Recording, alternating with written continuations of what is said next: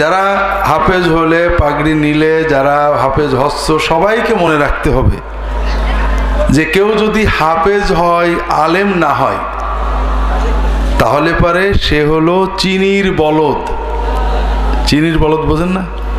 চিনি বয়ে বেড়ায় কিন্তু খেয়ে দেখতে পারে না। কাজেই হেফজ হলো শুরু। হেফজ যারা শেষ করলে জরুরি, অবশ্য একটু কষ্ট হবে। এখনো অনেক সময় আমরা 5 পাস করার পরে হেফজখানায় দিই, হেফজ করতে 4-5 বছর লাগে। তাহলে ওর বন্ধুরা যখন 8-9-এ পড়ে, ও তখন কেবল হেফজ শেষ করলো, ও যে 6-এ ভর্তি হবে ওর জন্য কষ্ট হয়। বয়স বেড়ে গেছে, বয়সের গ্যাপ। আমরা বর্তমানে এই গ্যাপ পুরানোর চেষ্টা করছি, অনেক প্রতিষ্ঠানেই আরো আর্লি হাফেজ বানানো হচ্ছে।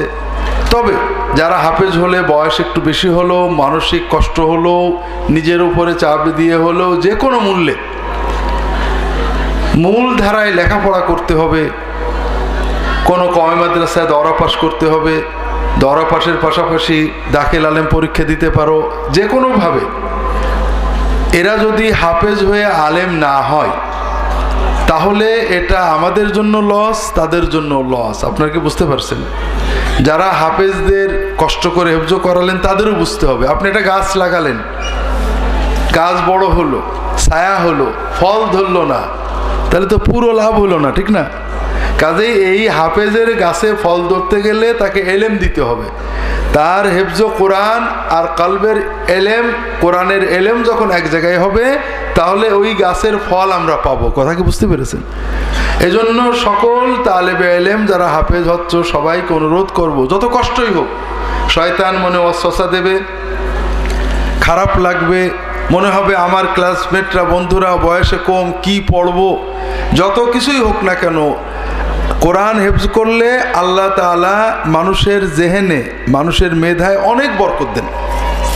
শুধু ব্যবহার করতে হবে। যে পরিশ্রম করে তোমরা দিনের ভিতরে 12-14 ঘন্টা খেটে কোরআন হেফজ করেছো, এই অভ্যাসটা যদি বজায় রাখো, তোমরা 1 বছরে 3 ক্লাসের পড়া শেষ করতে পারবে। ছেলেরা আপনারা দেখলেন, হাফেজ ছেলেরা সমাপনী দিয়েছে। আপনারা দেখবেন, আপনারা যাদের 5 সমাপনী দেন, মাশাআল্লাহ তাবারাকাল্লাহ, ফজরের পরে বাবা মা উঠে স্কুলে নিয়ে যায়। সকাল শিফট হলে সকাল শিফটে, দুপুরে হলে দুপুরে, এরপরে যায় একজনের কাছে পড়তে, তারপরে যায় আরেকজনের কাছে পড়তে, তারপরে যায় মা বাবা ছেলে মেয়ে চরকির মতো ঘোরে। ঘোরে কি জন্য? একটা A+ পাবে, এই তো।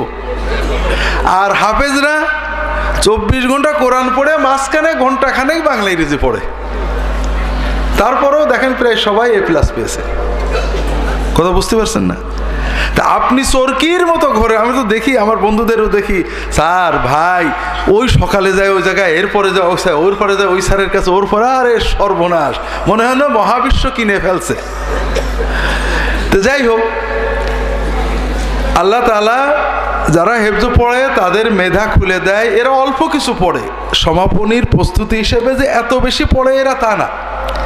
আপনি সকালে পড়া, বিকেলে পড়া, কোচিং করা, টিউশনি করে যে খাটনি করেন, এর মানে 20 ভাগের 1 ভাগ খাটনিও বাংলা ইংরেজি অঙ্কর জন্য হাফেজরা করে না, কিন্তু রেজাল্ট তাদের সাধারণের চেয়ে খারাপ হয় না। কথা কি বুঝতে পেরেছেন?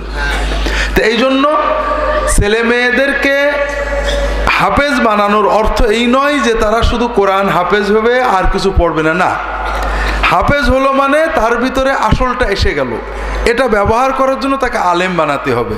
কাজেই যারা টিউশনি দিয়েছেন, যারা ছেলে মেয়ে হাফেজ করেছেন, সবার কাছে আমার অনুরোধ, এদেরকে আলেম না বানিয়ে ছাড়বেন না। চাপ দেবেন, অনুরোধ করবেন, উৎসাহ দেবেন, প্রাইজ দেবেন, ওরা যেন কোনো না কোনোভাবে ভালো আলেম হয়। আল্লাহ তাআলা এদের সবাইকে তৌফিক দান করুন, আমিন। ছোট ছেলেমেয়েরা যারা হাফেজ হচ্ছে হয়তো বুঝতে পারছো না, 10 বছর পরেই বুঝতে পারবে। যদি আলেম হও দেখবে তোমার মর্যাদা একরকম, আর যদি শুধু হাফেজ হয়ে থাকো তাহলে সমাজে তোমার মর্যাদা ওই রকম হবে না। এজন্য প্রতিটি হাফেজকে বড় আলেম হতে হবে। এই নিয়েতেই পড়তে হবে, আমাদেরও সেই ব্যবস্থা করতে হবে। আল্লাহ তাআলা তৌফিক দান করুন, আমিন।